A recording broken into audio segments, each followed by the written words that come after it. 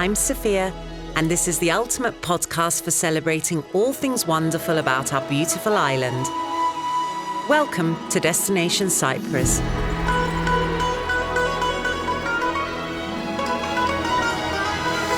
Hi everyone, welcome back to Destination Cyprus. A few weeks ago, we had the first ever Tech Island Awards on the island. And shortly after that, those were followed by the Tech Island Summit in conjunction with what is now a very established and successful Reflect Festival. So what exactly is Tech Island? Today, we have in studio with us two people who are impacting the tech ecosystem in Cyprus at the helm of a non-profit organization that is pioneering in its own way and has also been a catalyst to some unprecedented progress in Cyprus. Marios, Tanya, welcome. Thank you for joining us. Thank you for inviting us. Thank you for the invitation, Sophia. I'm going to mix things up a bit. We usually start with the guest bios, and I thought it would be best to start this podcast with an answer to my question, what exactly is Tech Island? Because I think it's a term that we've used a lot in the last few years, and the word tech as well has been thrown around a lot. It's a sector that's thriving now that perhaps didn't even exist a decade ago. So I'll come to you as the general manager of Tech Island. If you could just explain what Tech Island is for us before we delve deeper, I think it would be good for the audience. Yeah, thank you for the question. Basically, Tech Island is a non-profit organization that it was established in April of 2021. So it's nearly 2.5 years old, the organization. And I made a mistake in my maths. It's almost, 2.5 years. Yes. Time passes well, very I know, quickly and after when you COVID, do a lot of when things. you say basically, 2 years, you have to think, don't you? Yes, exactly. And it has one clear mission: to make Cyprus a world-class destination for talents. And how we want to do this, we have a set of strategic priorities as an organization that was set by the board of directors. And basically, one of the strategic priorities we have is to speak with the government and to advocate reform in order to make the necessary conditions for Cyprus to become a tech island. The second strategic priority we have is basically to be the umbrella for the tech companies that they are operating in Cyprus. And another one of the strategic priorities we have is to be a platform for the CSR initiatives that our members want to give back to the society that they work, live, and operate from. Okay, and I mean, for somebody who doesn't know, Tanya, in terms of how this came about, the people behind the mission, the people that obviously you as head of operations are strategically making sure that their mission and their vision is carried out. Can you tell us a little bit about the numbers, who they are, how many, perhaps, just so that people listening can have an idea of the scale of the organization? The organization grew for these 2 years significantly. It's really, although organization started as an idea in April 2021, but the real operations and executions of the mission and vision started in September. And this was the time when we with Marios came, so basically hands were in, In terms of who is behind, we have an amazing board of directors, and it's a set of 16 companies, which are both local and international, and they are operating in different subsectors of the tech industry. And basically, I would say that our board of directors explicitly represent how tech industry is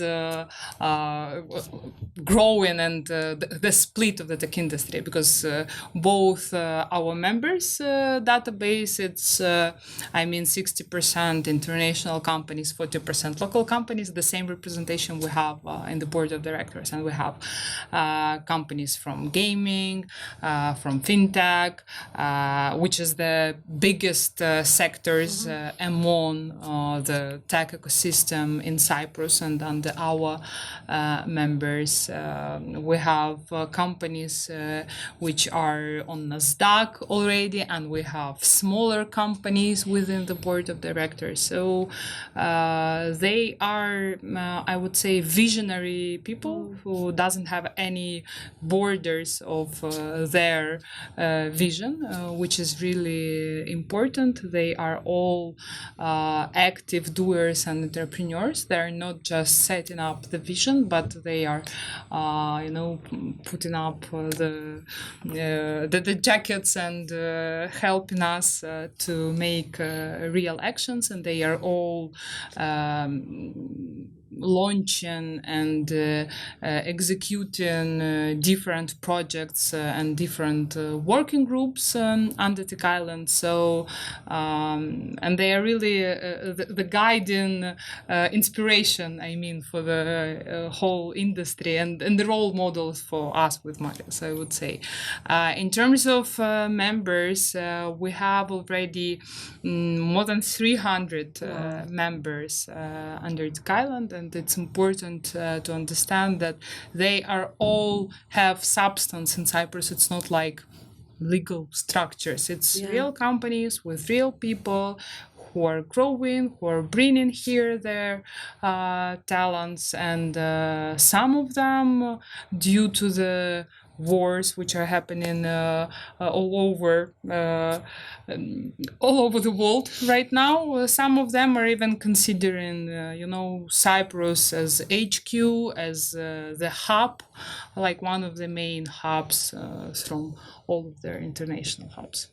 I think, what Tech Island has achieved as a brand, to the fact that you said 2 years, it's something that it doesn't even cross your mind that it's only been around for 2 years. That's how well the teams obviously managed to establish it and how quickly.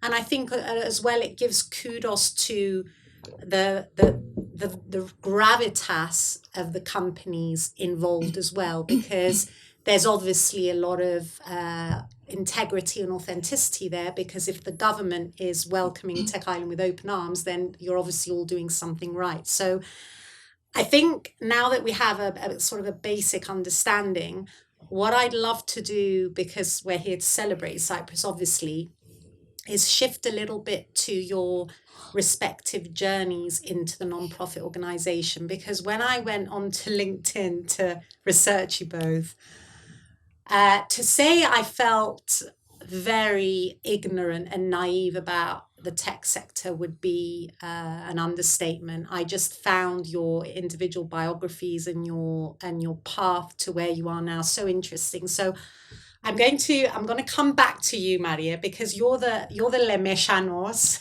you're the Cypriot representative here, and I would love to sort of go back to your education, your background, and what's brought you here. Because, and I'm just going to refer very quickly, because obviously civil engineering is how it all began, but then and you've obviously got quite a good insight, unless you're very, very, very young, and I'm not going to ask because it's going to make me feel very old, but you've kind of moved along with the times and the evolution of Cyprus as well, because then you went on after your MBA and did a PhD in oil, gas and energy engineering, which again is kind of like finger on the pulse. You knew what you were doing.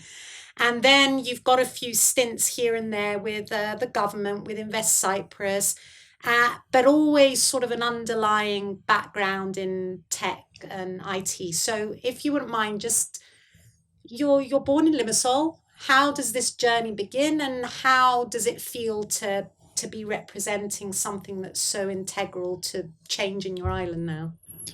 Yeah, basically, yes. If I go back and I see my journey until now, It is indeed interesting. You are very interesting.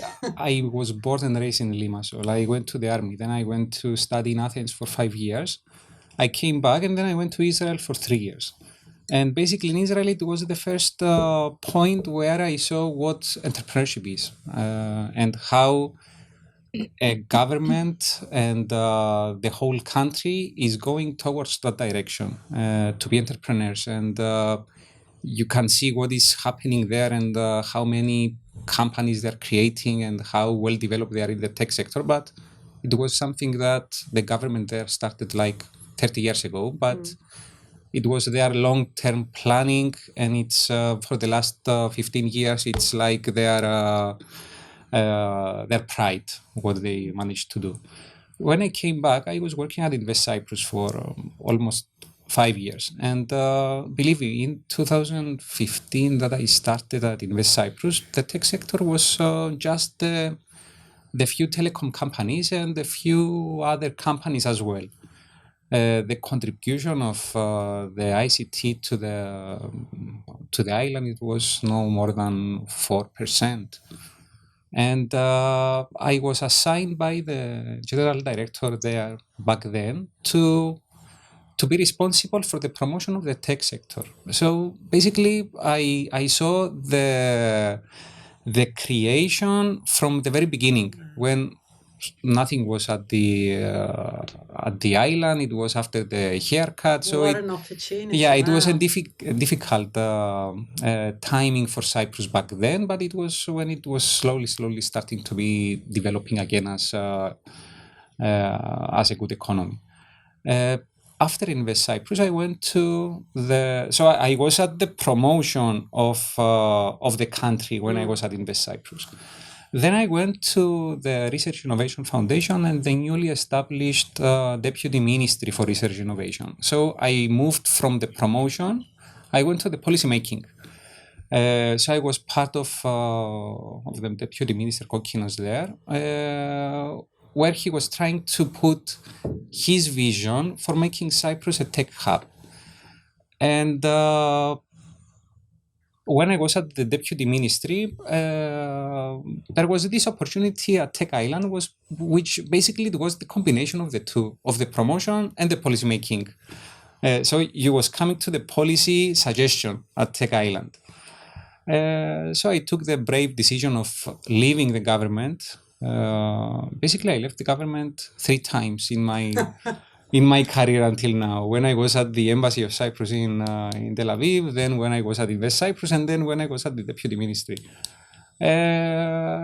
So when I spoke with the board of directors back then and with some key people there, and they were explaining the vision of Tech Island, I was from the very first beginning, I said, yes, this is something that I want to do.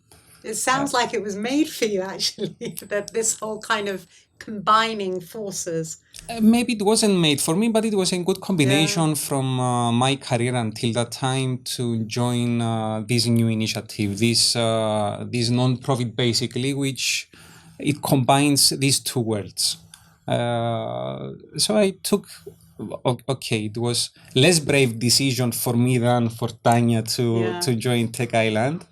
Basically, she's 1 week older than me at Tech Island. She started beginning of September. I started 1 week, 10 days after. But yes, we are here and we are proud of what Tech Island managed to contribute to the economy, which I said in 2015 it was 4 or 5% the contribution of the tech sector to the GDP. Now it's more than 13%.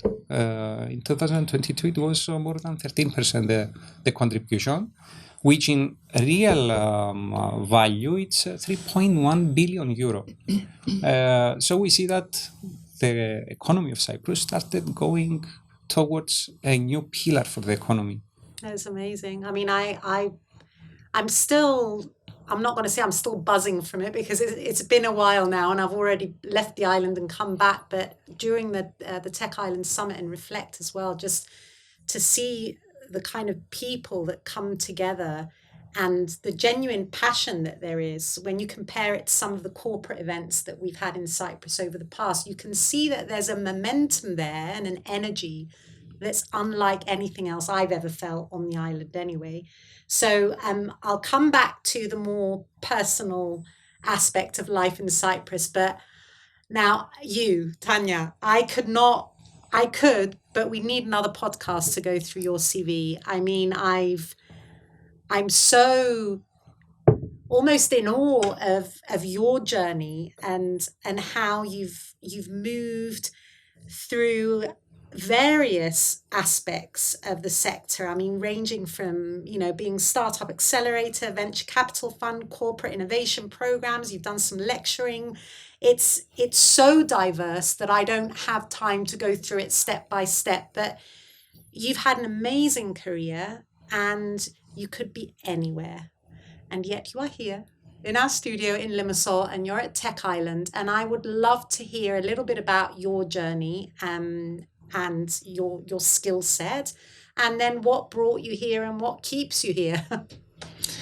Listen, it's true that my previous experience combines, I would say, all the parts of the innovation ecosystem.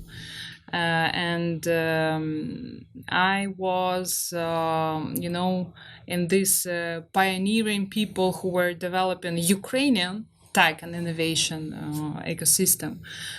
Because back then in 2011, we had this idea of launching first startup accelerator in Ukraine, and we managed to do it, and we had an amazing team and amazing also visionary founder, and we were bringing in Ukraine like Dave McClure from 500 Startups. We were bringing the people who were writing books and startup manuals, literally, and investors from Sequoia Capital and mentors from Google. So it were, the pioneers of Silicon Valley coming to Ukraine, helping us to create the ecosystem.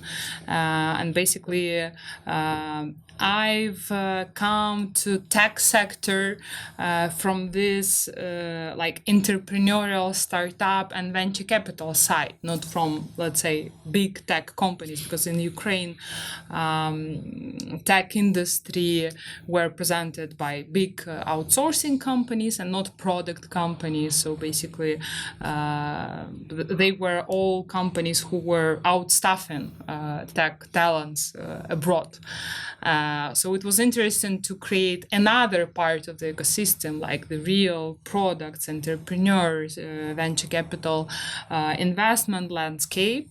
So yes, I was, through that path, then investing ourselves with a big family office, then studying in Berkeley on venture capital and private equity, then moving into corporate innovations, then to policy making with angel investments community, then non-profit Baban Yar Holocaust Memorial Center, because I had also closed ties. I was making the Israeli-Ukrainian Innovation Summit, and Israel was always, being a small developed country, was always the example for Ukraine.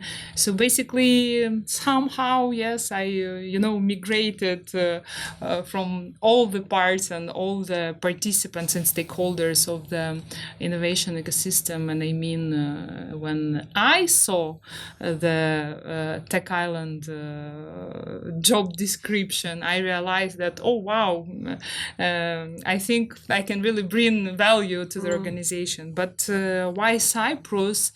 For me, the biggest reasoning was English education for my kids, because basically when and the lifestyle. Because when with husband we had like our second child, and it was time, to choose the schools in Ukraine. And we wanted our kid to have English language as a first language, because we knew from our experience how important it is, and how many doors are opening when you're like fluently can communicate with anyone, can learn anything.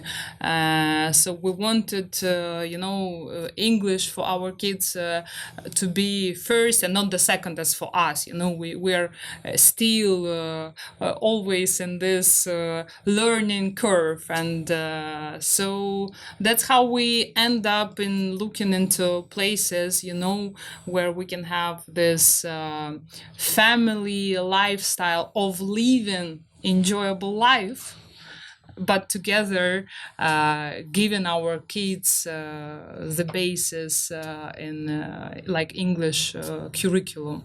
And that's how Italy, Portugal, Spain went in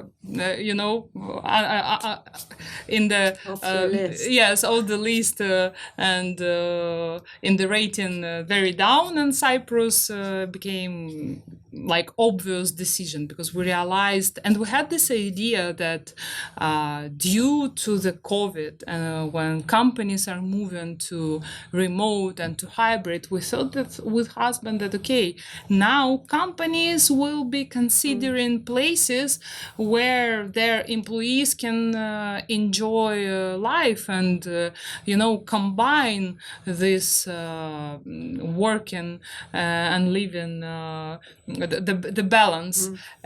So that's how we thought that okay, most probably in Cyprus tech industry will be growing.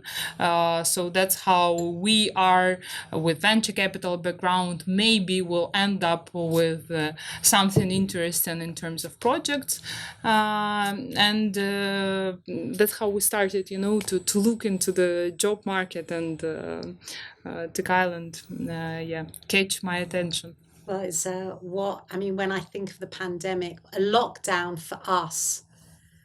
I was literally sending my text message and going for a 1-hour walk on the beach. I don't know if I was allowed to be out for an hour, but we were very fortunate. And we also, in real estate, we knew so many customers who were lucky enough to get caught here in lockdown in their properties. And then they decided, well, do you know what? We're not renting anymore, we're buying, because this is it's a great plan B. It's a great place for family. But I want to talk about the life-work balance a little bit as well, though, because Maria, come on, tell me how old you are, because it might help. No? No.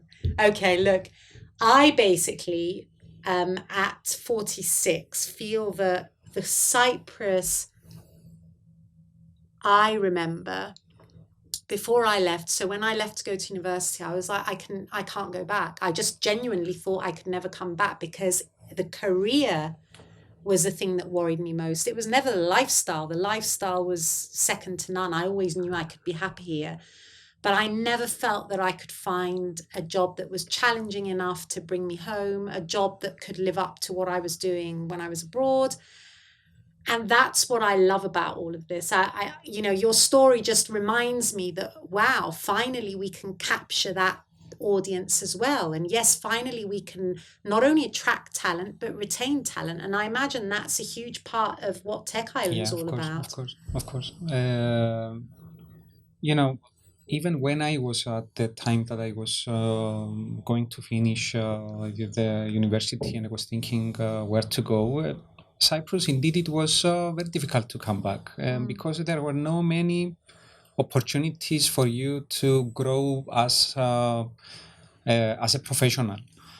But what is happening in Cyprus the last 3 years, I would say, we see many multinational companies coming in Cyprus, and they offer positions and salaries that are attracting this talent that we have as Cyprus to come back to the country. Because it is a fact that Cyprus has, if not the first, the second highest number of graduates in Europe. But many of these people, they remain at their country that they study, or they go to the US or to other countries to work for some years. And if they build their families there, they're not coming back. So that's the good thing with having a new sector in the economy, that it will help you keep these people or bring them back in Cyprus, because they can find equal opportunities in Cyprus than in other countries. I suppose there's plenty. I mean, we had a panel discussion at Reflect about Vision 2035, where we were talking with one of your board members as well, a couple of them actually. Yeah, we were talking three Stylianos, Alex, and Artur. co-founder as well. Yeah, we were talking about the challenges, because obviously you're never perfect. There's always room for improvement. There's a lot that we need to do, isn't there, still? I mean, in terms of infrastructure, in terms of being able to accommodate these people, because how many are coming now, and how many do we expect to come? I suppose you're having to build bridges and network in order to be able to create the platform for this to happen. Yes, it is a fact that, okay, I would say, unfortunately, due to some geopolitical situations, we had a large influx of people, especially last year. Yeah. The good thing it was that we had, in terms of the legal framework, we were ready to take these people and give them a home in Cyprus. But at the same time, in terms of infrastructure, we were not ready. And it's one of the problems that we see as Tech Island and the companies that we represent, we see that they face. It's the lack of infrastructure that has to do with housing, with schooling. Tanya will tell you a lot about schooling, because it's something that she sees a lot. But Cyprus, in order to become a tech island, we need some thousand new housing units, because we are full, especially in Limassol. You can see that we are full, and because Limassol is full, they go to Paphos, they go to Larnaca, so all Cyprus is benefiting. But there will be a time that we will not be able to accommodate more people to come in Cyprus, and of course that creates also a problem between the rents for the houses. So it's something that we are working as an organization as well to introduce and suggest measures that will be able to tackle this issue with the infrastructure. Yeah, I see that as one of the key benefits that you've had, because the people on the board and the people behind the team have enough clout to create waves. It's like, yes, we need to reduce bureaucracy, we need to improve digitization, we need affordable housing. I mean, we know this because, of course, the demand's gone up, supply and demand, the product offering's gone up, the prices have gone up, so you need housing for all these employees and executives coming over. How does that impact your side of the job, Tanya? Because I know that there's an academy now, there's lots of stuff that you're doing. Is it all interwoven? So you're trying to bring more people into Cyprus, but you're also having to make sure that they get the adequate service once they get here, aren't you, I suppose? Yes, for sure. Listen, I would say that Tech Island is more than just business association. Tech Island uniting people who genuinely love Cyprus and who are calling Cyprus their home, and they are all caring about Cyprus as their home, not just as a basis where they need some this and that economic benefits. No, they really want and are ready to invest in Cyprus to make it a better place to live and work. And this is how interlinked in all of our, let's say, activities. Yes, we do, some advocating of the Tech tech industry, but we also care about people who are coming here.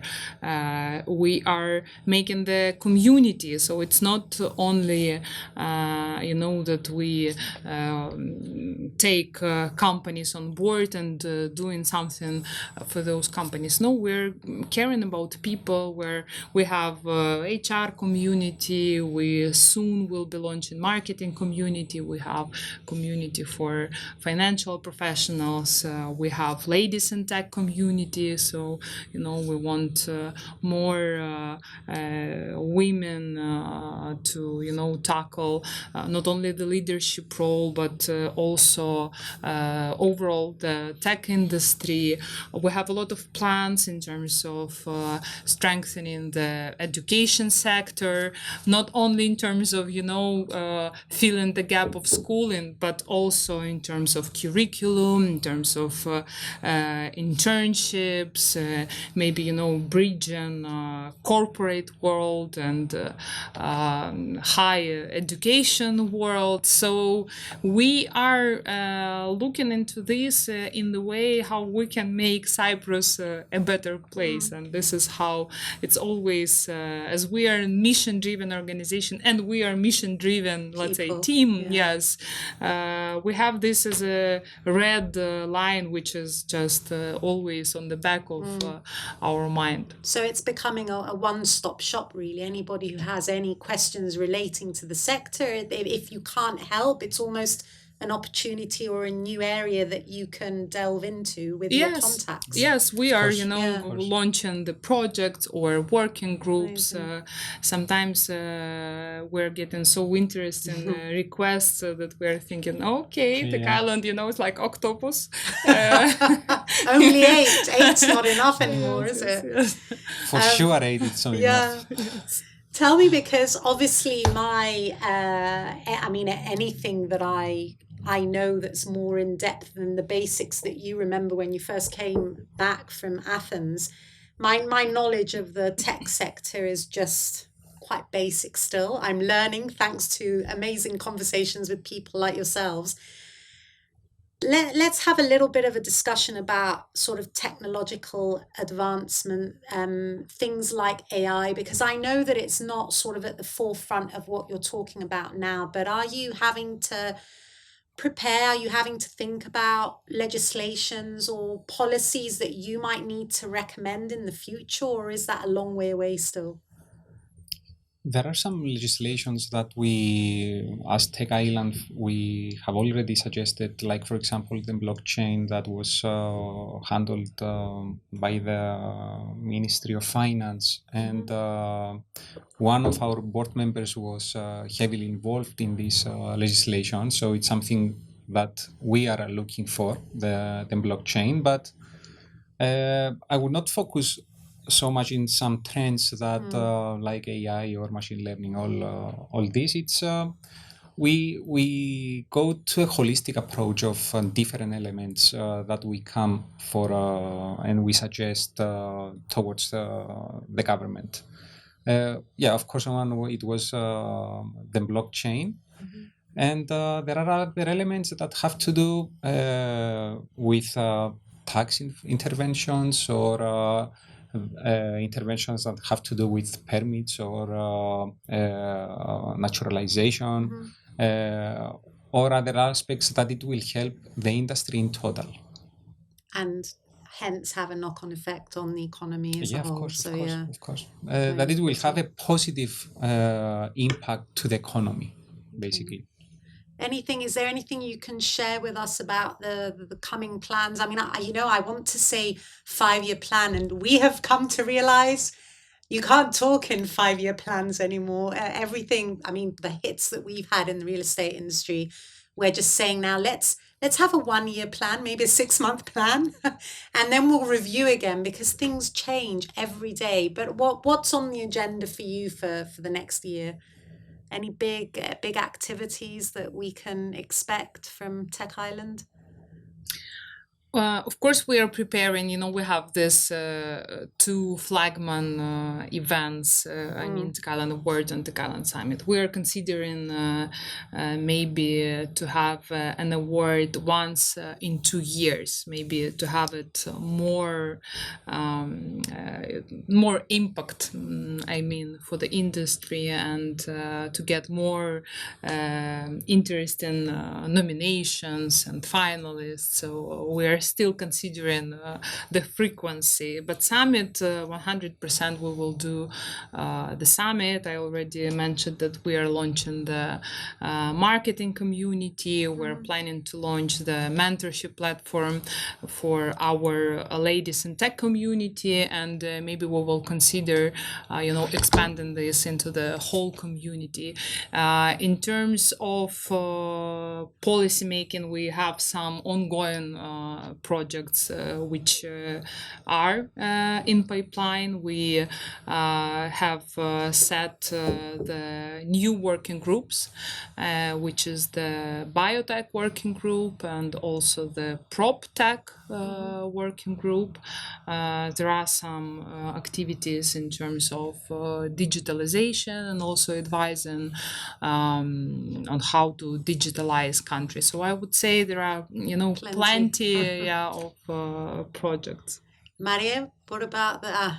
I was going to tell Tanya that you should not be humble about the ecosystem map. Yes.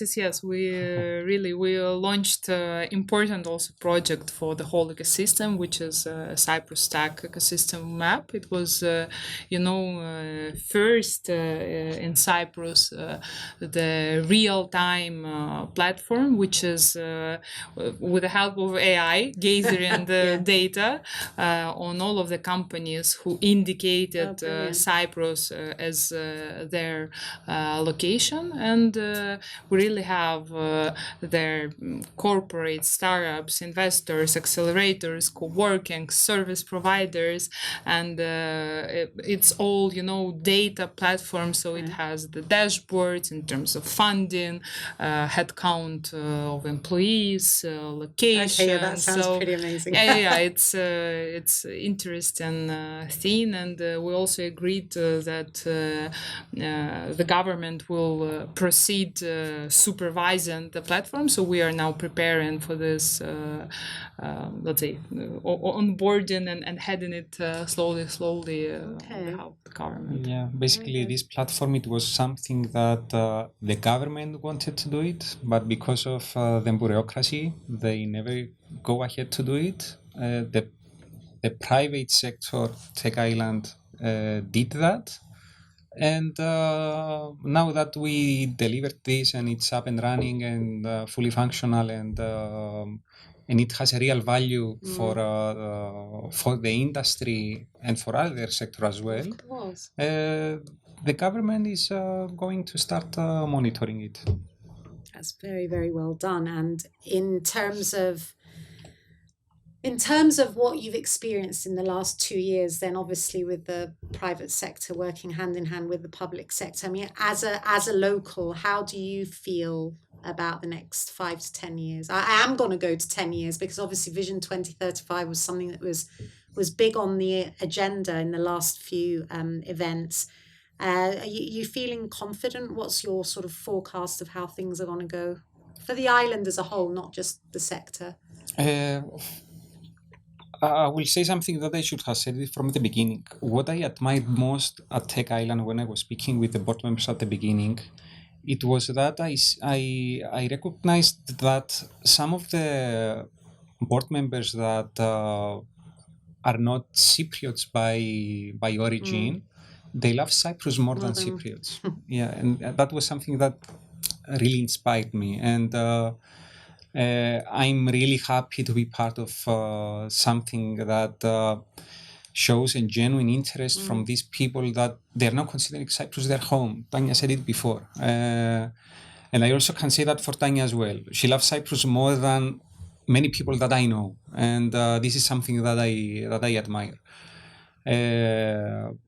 For the tech sector, because I saw it from 2015 until today, I'm really optimistic. And because I know that Tech Island, it's a group of doers, especially the board of directors. They all showed their track record.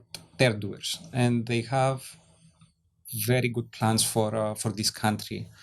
And I'm really optimistic that this goal that we have for 2035, it will be achieved sooner than expected. At least I'm seeing it very optimistic. It was one of the epidemics in Cyprus, wasn't it? That we used to say this, that people come back to Cyprus ready to change the world, and then they kind of like simmer into the way of life, and they get a bit reticent. They almost forget how driven and inspired they were. And it's amazing how this kind of community of doers seems to be able to just boost people with that energy that they have. They just need somebody to shake them and remind them that things are possible. And now things are possible. They weren't always, but I can see it. I can feel the ripples now. Yeah, but basically, if you see the distribution of the GDP and you compare 2020 and 2022, most of the sectors went down except ICT. We had the COVID that brought everything down, except one sector, the ICT sector, which basically shows the impact that it can have for Cyprus. Well, I mean, every sector needs it as well. It's not just a standalone sector. It kind of intertwines with everything else, doesn't it? Yes. And I would probably say, as a foreigner, that I was impressed, how government, I mean, like all government departments, how much attention they are paying to what we are sharing as a feedback to them. And this is something incredible that, you can openly sit with some governmental representatives and share some suggestions, and they are listening. It's not many countries, and I think not a lot of countries in Europe have this access to the government. So I would say that government also contributed a lot for this to happen. That's great. I'm sure the audience will be very pleased to hear that. I mean, the fact that they're receptive, but like I said, I think because Tech Island is a serious organization and the people behind it are clearly very passionate and successful in their own right because of that passion. I'm very excited. And I mean, to think how much has been achieved since 2021, that's pretty amazing. So I'm going to ask each one of you now, if there was one thing you could change about Cyprus, I'm only going to give you one. You're the president for a day, well, or whoever else is able to make change. What would you do? I would digitalize services. Yes, everything. Yeah, we are now in Ukraine have electronic passport, electronic driver license, which is which like you can use everywhere.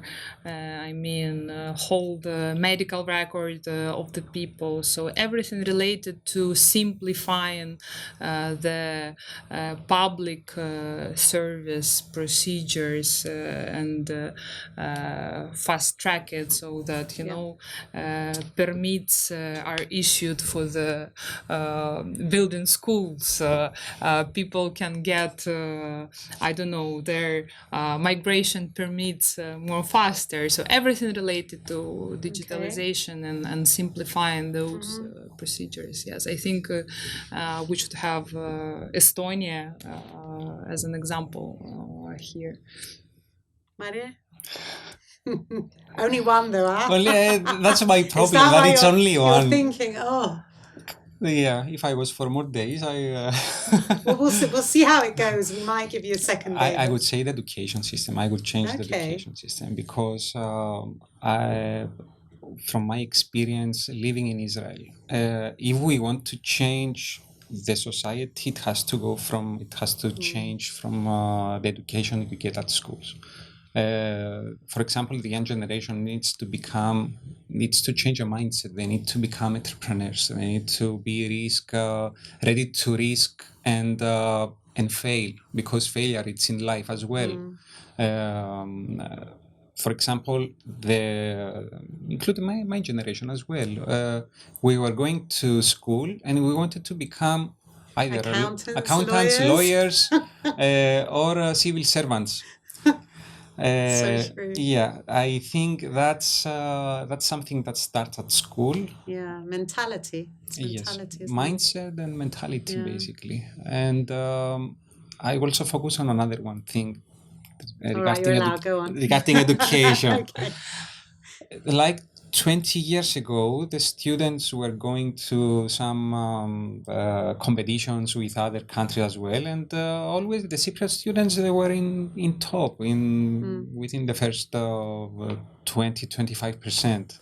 Now it's 20 years after, it's they go to competitions and we are among the last. Okay. So basically, the other countries, they adapted a new education system. We remained the same like we had 20, 30 years ago. So I think the education is it's one of at least in my view, it's something that needs to change. Okay, and if you could describe Cyprus in 3 words, what it means to you in 3 words? Good question. No pressure, you go first. Go. I would say it's home.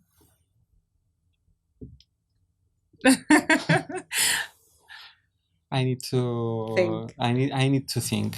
Yeah, me too.